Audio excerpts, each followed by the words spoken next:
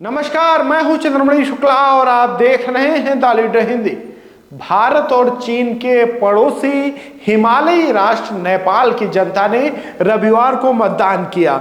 यहां साल 2015 में नया संविधान लागू होने के बाद ये दूसरा चुनाव है जिसके नतीजे 8 दिसंबर को आने वाले हैं। नेपाल की संसद की कुल 275 सीटों और प्रांतीय विधानसभा की 550 सीटों की वोटिंग के बाद नतीजों पर भारत और चीन दोनों की पैनी नजर बनी हुई है। यहाँ के चुनावी नतीजों के बारे में दो तरह की अटकलें लगाई जा रही।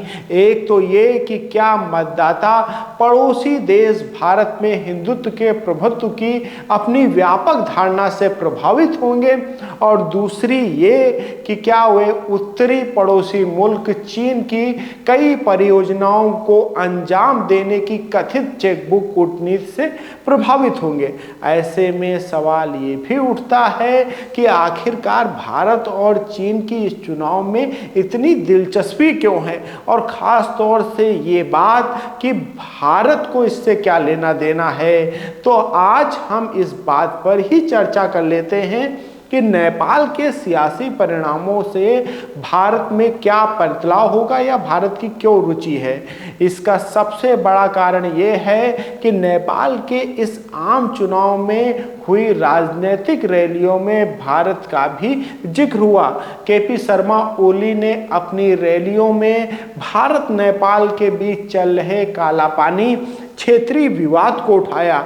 इसके पहले साल 2019 में नेपाली प्रधानमंत्री ने भारत सरकार के नक्शे पर आपत्ति जताते हुए ये दावा किया था कि नेपाल भारत और तिब्बत के ट्राई जंक्शन पर स्थित कालापानी इलाका उसके क्षेत्र में आता है, जिसे ओली इस चुनाव में उछालकर स्विंग वोटरों को अपने पक्ष में साधने में जुटे हुए हैं। चुनावी रैलियों में ओली यह भी दावा कर रहे हैं कि वो प्रधानमंत्री अगर बनते हैं तो भारत के साथ सीमा विवाद को हल कर देंगे। इसके साथ ही ओली ने चुनावी रैलियों में कहा है कि वो नेपाल की 1 इंच भूमि भी नहीं जाने देंगे। ओली के समय जारी नेपाल के विवादित नक्शे में कालापानी, लिपुलेख और लिम्पियाधुरा को नेपाल का हिस्सा दर्शाया गया था। इस पर भारत ने सख्त आपत्ति दर्ज की थी। वहीं इस पूरे मामले में भारत का दावा है कि इसके उत्तराखंड राज्य का हिस्सा है। खास बात यह है कि ओली ने उस समय इस विवादित नक्शे को संसद में भी पास करा लिया था। विदेश मामलों के जानकारों की माने तो ओली का भारत विरोधी ये रुख चीन से प्रेरित है। इसके साथ ही ओली का झुकाव चीन की कम्युनिस्ट पार्टी की ओर माना जाता है। उधर नेपाल के मौजूदा प्रधानमंत्री शेर बहादुर देउबा भारत के पक्ष में हैं। उनके बारे में ऐसा कहा जाता है कि देउबा भारत और नेपाल के बीच बेहतर संबंधों के हिमायती रहे हैं। देउबा ने कई मौकों पर कहा है कि सीमा विवाद को उकसाने के बजाय भारत के साथ कूटनीति और वार्ता के जरिए सुलझाने की कोशिश की जाएगी। देउबा का फोकस नेपाल भारत के संबंधों को मजबूत करने का भी रहा है।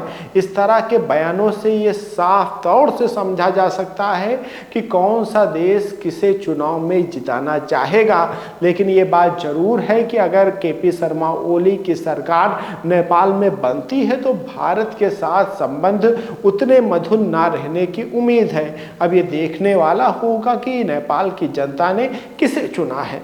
अगर आपको हमारे वीडियो पसंद आ रहे हैं तो लाइक करें, इसके साथ ही चैनल को सब्सक्राइब करें।